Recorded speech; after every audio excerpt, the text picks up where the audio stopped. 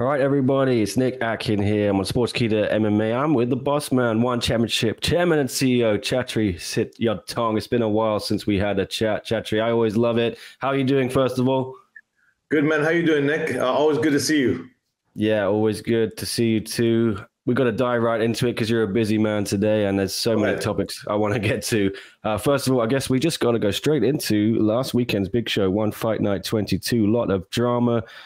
The big topic, though, Smilla Sundell missing weight. You told me you were considering a flyweight division, but she's talking about maybe trying again for a strawweight. What are your thoughts on this? Yeah, I mean, we have been looking at the flyweight division for quite some time now. So it wouldn't surprise me if we did something, within the next few months or something. But at the same time, I agree with Smilla. She, for her own legacy and for her brand, she shouldn't leave the division and leave the titleship, the way she did, right? Missing weight, losing on the scale, so to speak. So, at the same time, I empathize. I mean, when she won the title, she was 17 years old, 5'8". Today, she's 5'11". I think we all remember what our teenage growth spurts were like. I don't think I had one, man. I've been this tall since I was 13. I don't remember when mine was quite either. Maybe it was 13, 14, or 15. I can't remember. But I do remember having a spurt one summer. So, I empathize. I can't imagine.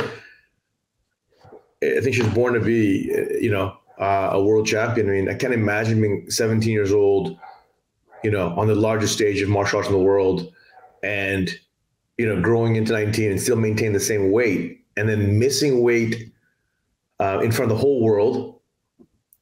And then coming back and after getting beat up in first, round and a half, come back and win by a vicious KO. That to me is the mark of a champion, a true champion. To be able to, and she's only 19, to do all of that at the age of 19 is unbelievable to me. Yeah, and I guess maybe she can make the weight a couple more times, but realistically, long term, she's going to have to go to flyweight. And I imagine you guys want to keep her. So do you feel you're going to simply have to make this division? Yeah, I mean, it's something we've been considering for a while now, like I said. So it wouldn't surprise me if you launched something, the next several months or something. I mean, it wouldn't surprise me. Okay. Another champion lost their belt on the scale last month. Jonathan DiBella, head of the title fight against Prajanchai. I'm hearing there might be some movement on that now. Have you rebooked a date for it? Yeah. That has been booked June 28th. Is that a Friday fight or a 10 pole? Yes. You know how we have once a quarter we have a big 10 pole version of One Friday Fights. Yeah, so that's the next big. We haven't announced it, but the next big event is June 28th. The next big Lumpini 10 pole event, and it's a sick banger of a card. Banger. That stadium is going to be loud. So yeah, Prajanchai and Jonathan will be on that from. Have you got any other info you can give us? Any other fights you can hint at for that card? It sounds pretty good. There's plenty of incredible fights, but I unfortunately can't disclose yet because already I'm not supposed to. You have a way of asking questions, Nick, that get good information. So you're the first one to get the info that June 28th is a One Friday Fights big 10-pole version, and then the fact that Prajanchai and DiBella are going to have their rematch for the title, for the vacant title on that day too. Right, I won't be greedy. That is more than enough. Thank you for breaking that news. You heard it here first, guys. But a lot of big fights coming up for one before that as well. 167, June 8th. It's a stack card, isn't it? Yes, June 8th. It's an incredible card, it's. Tickets have already broken an all-time high record for us for Thailand for the event 167. So it's going to be a beautiful night of crazy, violent, martial arts at the highest level in the world, and I guarantee tons of KOs and finishes to an entire sold out arena at Impact Arena. Yeah, and I'm hearing rumors there's a big media project surrounding it as well. I don't know how much information you can divulge, if any, on that. Oh, Nick, you have sources everywhere. I have no idea how you know all this stuff, but yeah, no, I can't say anything about it yet. Yeah, unfortunately, I can't say anything about it yet. Yes, but it is pretty cool, isn't it? Yes, there's a huge production of some sort. That's all the hint I can give you. All right, yeah, everyone, please look forward to that announcement. It is huge, but a couple of big fights on there. I just want to ask you about. I want to talk to you about Adrian Lee making his debut. Obviously, famous family. How excited are you for Adrian to make his debut in one? You know, I've had a few calls with Christian and Adrian, and you know, we openly discussed and communicated on both sides the magnitude of Adrian's debut, given Angela's retirement and Victoria Lee's passing. The Lee family is still one of the big royal families of mixed martial arts globally. And there's tremendous, there'll be a tremendous amount of eyes on Adrian's debut. You know, he wanted to make the debut back in February. You know, we were just a little bit cautious, at the same time, Christian has told us that he is the best Lee of the Lee family. And, that's given assurances. And at the same time, he's very mentally prepared. And this is something he really, really wants to do. And Christian Lee will be in his corner. So, he will have the full support of his family and friends and fans around the world. But it's a huge moment, obviously, to come back with, Adrian was very close to Victoria. They were, in the same way, growing up, Christian and Angela were very close. Victoria and Adrian were, because of the age gap. But Adrian loves what he does, and he really wants his shot, and he's ready. He's ready to go. Yeah, you said Christian will be there cornering him. Is there any update on Christian's future as well? Because I believe, yes, he was also going to fight in February. Any word on when he's coming back, which division it might be? Yeah, no, he's coming back in the lightweight division. He is coming back later this year. The date is still to be determined because of, a few things. It's always a bunch of moving parts, right, to build a great card.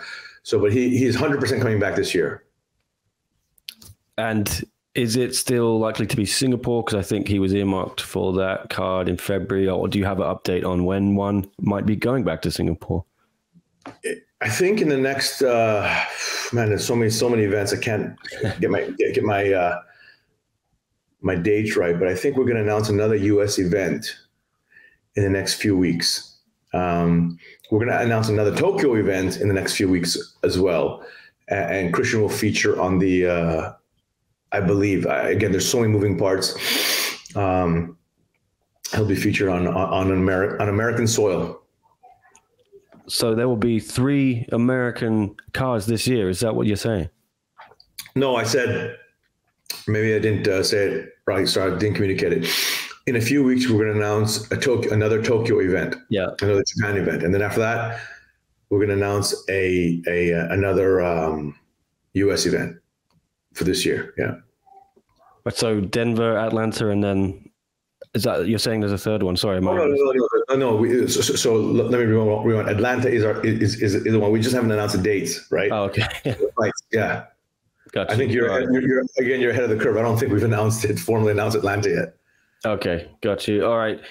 And is there any idea what's going on with welterweight then? If Christian's coming back lightweight, do you have any interim title plans for that division, or just gonna let Christian? No. We are going to do an interim title fight to be announced as well.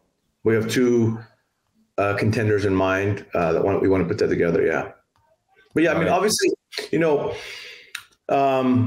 we did have to slow down, and I hope people understand. We did have to slow down both divisions just because out of respect and courtesy to Christian. And I'm sure some fighters are unhappy about it, but if you were in that situation, if you were in his situation, having the birth of your child plus having to deal with the loss of a loved one, right? So close. I think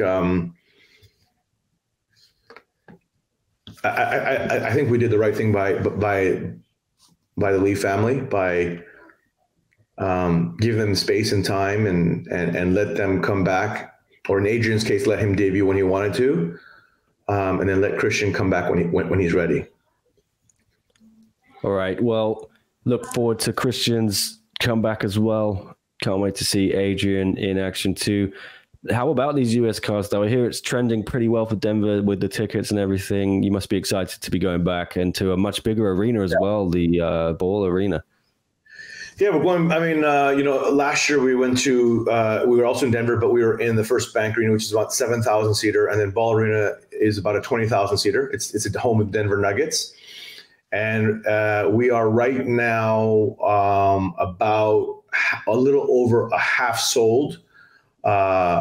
And we've spent zero on marketing, and we still have 4 months ago. So I think based on the way it's trending, we will sell out very soon in the near future. That's good to hear. Yeah. Any update on? I know you targeted 4 shows this year in the US initially. It ended up being 2. Would you like to try and get 4 again for 2025? Is that the long term? So we've already soft booked 4 for next year already. Yeah. Right. Is it any new towns you're going to? Yeah. And maybe you can't hint them, but new cities I just can't disclose right now. Got you. Look forward to hearing what those cities are. Any sign of the man who headlined that first US card, Demetrius Johnson? I know he's been busy getting his black belt. Yeah, I just talked to DJ. I just talked to DJ a couple of days ago, and I did talk to DJ a few months ago. He really wants to, and we gave him the space. He wants to cement his legacy as the greatest martial artist of all time.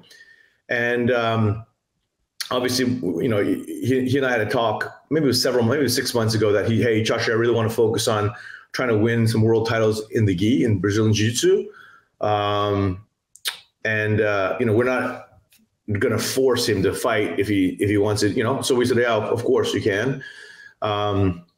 And now he's having a ton of fun in the gi. He just got his black belt. But yeah, that was in mutual agreement, right? I think it was about 6 months ago that he called me, and he said, "Hey, Chatri, I want to give you a heads up that I'm preparing now. I'm practicing only in the gi. I'm doing nothing else but in the gi. Because my dream is to win the, world championship in the gi."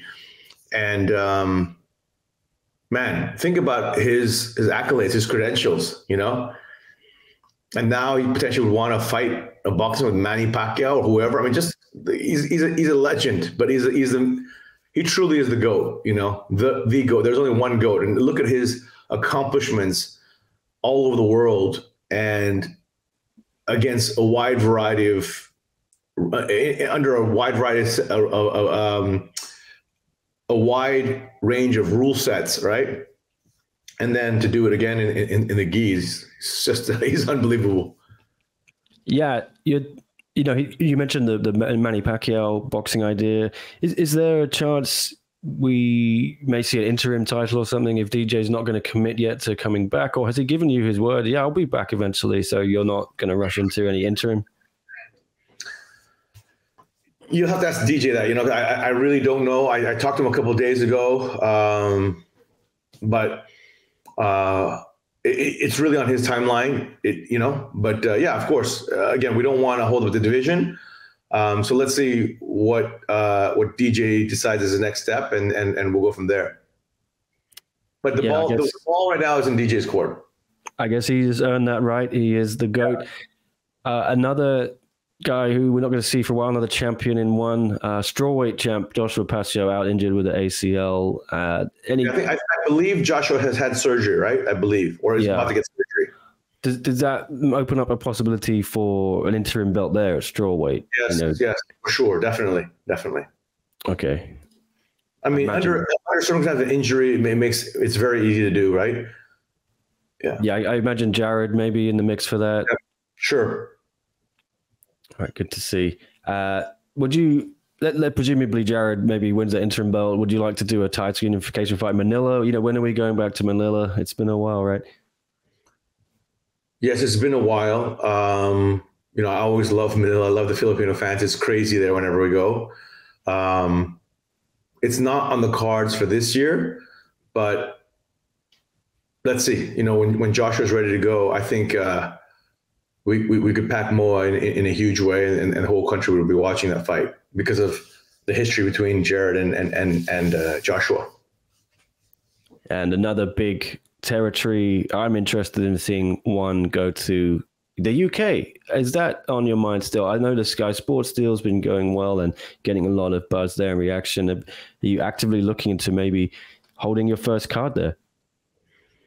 Yeah. I mean, Nick, we have every week I get data from around the world in terms of our viewership numbers, our social numbers and our fandom numbers. And virtually every country is exponential, like literally going vertical. And one of them is the UK. So, but this year I think we're doing about 60 events. It's something I want to do, but I also don't want to, create chaos with my team. I mean, we are stretched very thin right now as a company. All right. Well, talking about numbers, Forbes have named you the fourth most valuable combat sports property, I believe, behind only UFC, WWE, and AEW. But that to me is a joke, because when you say combat sports, WWE and AEW are scripted. They should be under the soap opera category, not combat sports. I mean, it's not sport. It's not a sport. But you must still be happy with that, right? Wrestling is a sport, but WWE and AEW is not a sport. They are not sports because the outcomes are predetermined with a script, right? It should be in the Netflix TV shows or whatever it is, right? It's not. Yeah. Well, if we take them out, you're second behind UFC on that list. Then that must be something you're pretty happy with. I think Forbes got the valuation wrong, but that's obviously their own estimate. Our valuation, for me is it's higher than that, but it's not something I track. I care much more about our viewership numbers, our engagement numbers, around the world. I care much more about our followers. I care much more about, popularity metrics as opposed to, business kind of stuff. Well, I remember last year you told me, revenues were on track to hit some pretty high numbers. And I think the Forbes article had it as 140 million US. Any light you can shine on that? Have you been hitting those targets you mentioned before? Yeah. So actually Forbes was pretty accurate. I think last year we ended the year at $141 million in revenues. And this year, significantly higher than that already in terms of our run rate. So it's not all doom and gloom. A lot of people saying they're writing your obituary already. One championship is running out of money. You're telling me it's not? There are a few. There's more than a few. There's a lot of haters and naysayers and doubters, and there always has been, in the last decade. And every year there's articles, and I don't know why they pick on one. Maybe it's because our viewership numbers are so big, and Nielsen has showered praise on us, or not praise. Nielsen, those global sports industry reports, put us very high up, and so I think there's just naturally a lot of potential envy or whatever. But the only thing I care about is, like I said, are we becoming more popular? Are we getting more fans? Do fans love us? Because in the end of the day, as long as our popularity continues to grow around the world, the financials will take care of it itself, just the way it has been. Are you happy with the progress this year then? We're coming up on halfway through the year. Broken new ground in Qatar, been back to Japan. Yeah, we will hit record high revenues this year by a large margin. It will be our biggest jump in the history, the biggest increase in the history of the company. We're on pace already for that. Is Japan a huge part of that? I know the UNEX deal is pretty valuable, and you're putting a lot of effort into bringing Japanese stars and building some stars and signing some already made stars. But that seems to be a huge focus for One Championship right now. We're always trying to sign the very best athletes around the world, irrespective of country. That's just having the very best of the best world championship martial arts across every discipline has always been what One Championship is about. So, in any given time, in any given month, or any given couple months, there may be more signings from a given country or not, but it's all part of the bigger picture of having the very best martial arts on the planet from all over the world. All right. Well, one of those names I want to ask you about is there any sign of Ong La Sang's return? I believe he signed a new deal in January when One returned to Tokyo. Is there anything on the horizon for him? Yeah, our team is trying to make a fight for Ong La right now. We had a tentative date booked, and it may slip by a few weeks. I'm not sure, but he's definitely coming back this summer. Definitely. All right. Some other names people wanted to always asking me about. All I can do is ask you. You get this a lot. Panpayak, Jim Moynon, is he coming back? Everyone's interested in that one. I always hear it. Yeah, I mean, I gave an interview in Thai already, like a few months ago. Panpayak has been offered fights 3 or 4 times by our team, and he's turned them down for whatever reason, right? So until he accepts a fight, it's hard to make a fight. All right, and the featherweight kickboxing Grand Prix, is that still in the plans? Is there a start date? I know we've got Sitichai versus Masaki Noiri, which I thought maybe... We will make some big announcements in the next probably 2-3 weeks. Some big announcements, yeah. All right. Well, I know you've got to get out of here, Chatri. You had a busy day, so thank you very much for speaking to me. It's a pleasure. Some exciting news there. I can't wait to see this big show, 167, and to hear all these big announcements. But yeah, pleasure. Thank you so much. Hey, thank you so much, Nick. Take care, man. See you next time. Cheers. Bye.